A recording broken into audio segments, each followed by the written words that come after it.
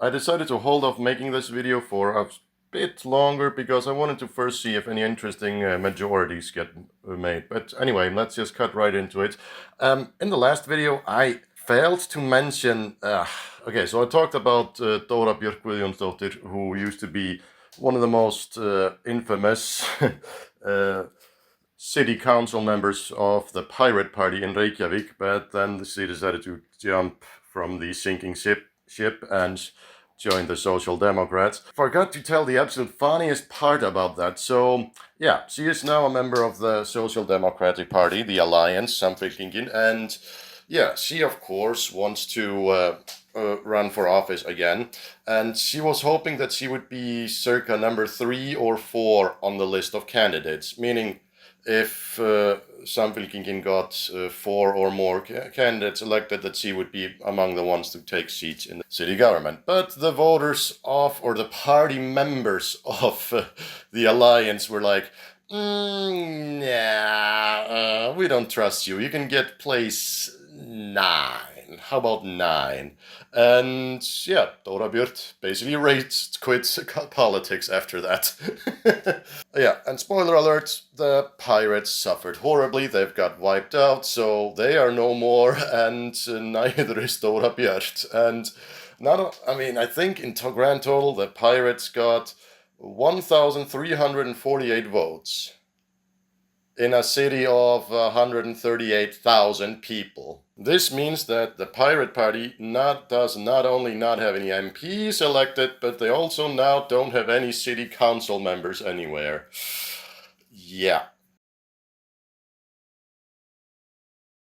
So, how do the pirates, or the leadership of the pirates, cope with this information? Well, they fearmonger about the center party, as one would expect, and also they said that they're going to use this opportunity to sort of reflect. The chairman of the Pirates also said that they are now going to tour the country and encourage Icelanders everywhere to vote yes on the upcoming EU negotiation referendum. So yeah, the Pirate Party has decided to become a fully fledged EU supporter. Historically, the pirates were always ambiguous towards the EU, so this is a very funny turnaround. It's also funny that, after they get wiped out at every government level, that this is what they want to decide to focus on for whatever reason. Yeah, it is truly strange. Now, one of the most notable things about this particular election was the very good performance of Sjálfstæðisflokkurinn, the Independence Party. And they made big inroads pretty much across the entire country. But of course, their absolute strongest performance was in Snæfellsbær, where they got literally 100% of the votes. They were the only ones running. The Center Party also made very big gains. Now, since they are a fairly new party, they don't have a lot of members elected to local councils. You kind of need to be a local or an established party for that, usually. But yeah, they now have a presence in the local level, which they didn't have before. They had like a couple of members here and there, but that was about it. The Progressive Party lost seats in a lot of municipalities. However, they still overperformed the polls overall, and most members of Framsókn were actually fairly satisfied because they ended up making bigger gains, or lost by much smaller margins than had been anticipated. And they even won big in at least 3 locales. In Hafnarfjörður, Ísafjarðarbær, and also Hornafjörður.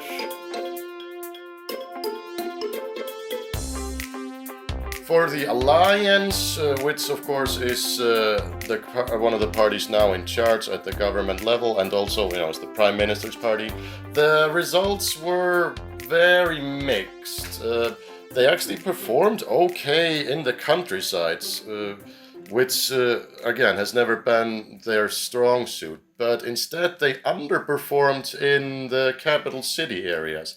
Now, also, when I say they had an okay performance in the countryside, it's difficult to gates that, because basically in a lot of places they just hadn't run the election before, so yeah, obviously they did not have a member elected there, but now they actually tried and they got some members elected here or there. So yeah. Now let's just quickly look at a few towns and cities. Let's start with Reykjavík. And yeah, the Independence Party absolutely dominated. It was their best showing since 2010. The Alliance, however, had their absolute worst performance in an Reykjavik city election in its entire history, so since 1999. So yeah, that was pretty bad.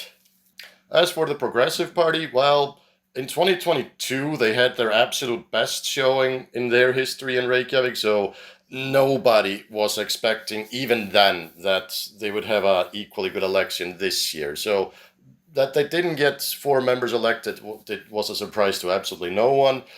But yeah, they ended up now having only 1 city council member, which but still overperformed the polls. Like most polls suggested that they would not get anyone elected. So, and it looked fair, like for a time, it looked as if they might actually get their 2nd member elected as well, but alas, they were unable to. Oh yeah, and of course, Miðflokkurinn got 3 city council members elected. You could say that they rode in on their big white horse, I guess, on their high white horse.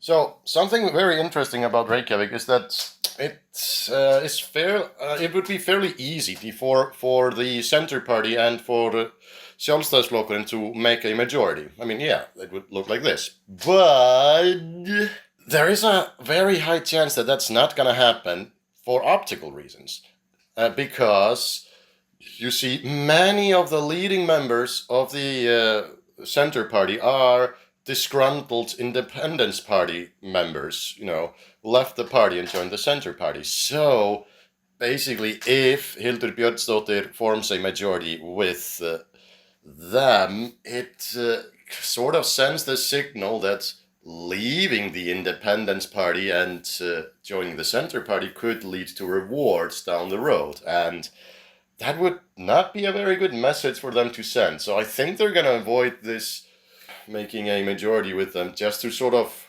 keep them as persona non grata. And I personally think that would be a smarter strategy. And I just think it's equally easy for the Independence Party to form a coalition with, Viðreisn, and I think, and maybe, and with a 1 member from Framsókn, to have a good majority. Oh yeah, one more thing of note in Reykjavik was that Vinstrið and the Socialist performed fairly well.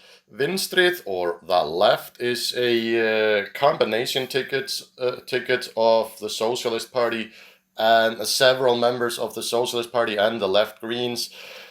Okay, this one is a bit difficult to explain, but let's just say that the Socialist Party of Iceland has had a lot of drama, and there's been inside party corruption, and so basically Sanna, who is the most popular leader or person within the Socialist Party and a fairly popular person on the left as well, she decided to form an election alliance with the Left Greens. A lot of socialists did. Now, an election alliance is not the same as forming a new party, but it's more of a brand of several parties, of 1 or more, of 2 or more parties working together. So yeah, basically we had socialists and socialists running, but I don't know, this is become almost standard practice. It was a bit surprising that the Socialist Party also got a member elected, but yeah, they were able to scrape by at the skin of their teeth. It should also be noted that an election alliance between the Left Greens and the Socialists also took place in one other place, in Hafnarfjörður. So it's gonna be somewhat interesting to see if, down the line, if this is just gonna happen, on a national level as well. Like, are the Left Greens just gonna turn into Vinstrið. But yeah, it is quite noteworthy that despite everything that has happened with the Socialist Party of Iceland, that they are still somehow soldiering on alone in Reykjavík, nowhere else, and they've never gotten a single member elected to the parliament. It's like, yeah, it is wacky. Although, give them a little bit of credit, they actually were in charge of the Reykjavik city government in a large coalition, so that is something. Oh yeah, and speaking of left-wing parties, let us not forget about the People's Party. Or actually, let's do what everyone else is currently doing and actually forget about them. You forgot that they existed, didn't you? Hell, I forget that they are even in power at the national level. And yeah, they were only running in Reykjavík and they didn't get anyone elected. So let's talk about Akureyri quickly. The only somewhat noteworthy thing there is that the 2 city council members of the Progressive Party were, according to polls, going to, become just one. Not because they would join into one singular human being made out of previously 2, but no, because of only one of them would get elected. Although the other thing would have definitely been very noteworthy. That would have been noteworthy. But yeah, alas, the Progressive Party managed to still have 2 members elected to the city council. And you know who else has 2 members elected in the city council in Akureyri? Everybody. Not quite, but yeah, here are the results. Behold! It's the most boring election results of all times.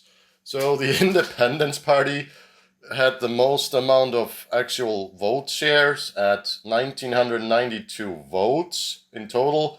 The Progressive Party was number 4 in terms of vote share, and they got 1,552 votes. So yeah.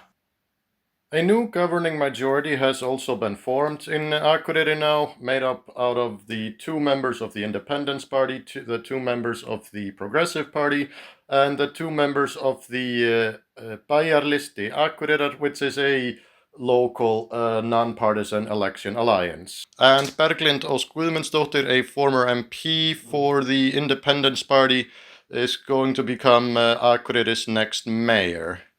The former mayor of Akureyri was Ásthildur Sturludóttir, and she was very popular. However, I guess it is better to see her go, seeing that she has, been arrested for all those numerous crimes. Let us also talk about Kópavogur, Iceland's second most populous township, with a population of 40,000, something like that.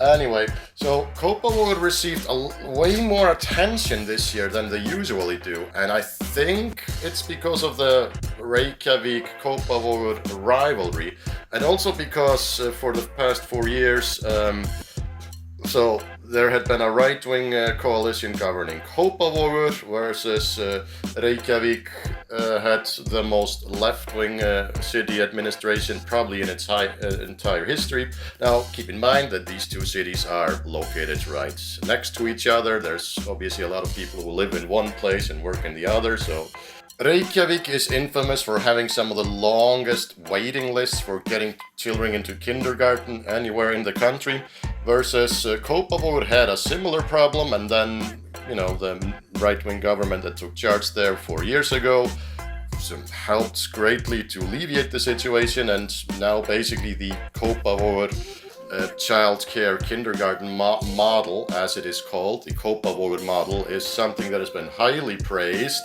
So I think that is why there was so much rivalry between Reykjavík and Kópavogur, or why there was so much focus on Kópavogur. And yeah, wouldn't you know it, the right-wingers that had been doing a good job at running Kópavogur for 4 years got re-elected. Shocking. Positively shocking. Finally, I just want to briefly mention Árborg, because I was talking about that place in my last video, and there absolutely nothing happened. No, seriously, everybody had the same amount of city council members. Okay, I think some Viðreisn may have gained one, but they didn't participate last time, and the party that lost the one didn't participate this time. Well, basically nothing happened. And especially nothing happened because the center party, fools that they are, were not on the ballot there because they fucked up their paperwork. I'm sorry, I just can't get over that. That is just a level of idiocy that I just have never seen, and I've seen some shit. Thank you so much for watching my video. I really hope that you found it fun and informative and all that. Please give me a like and subscribe to the channel, all that good stuff. I love you all, and I will see you at some point in the future with a new video. Bye!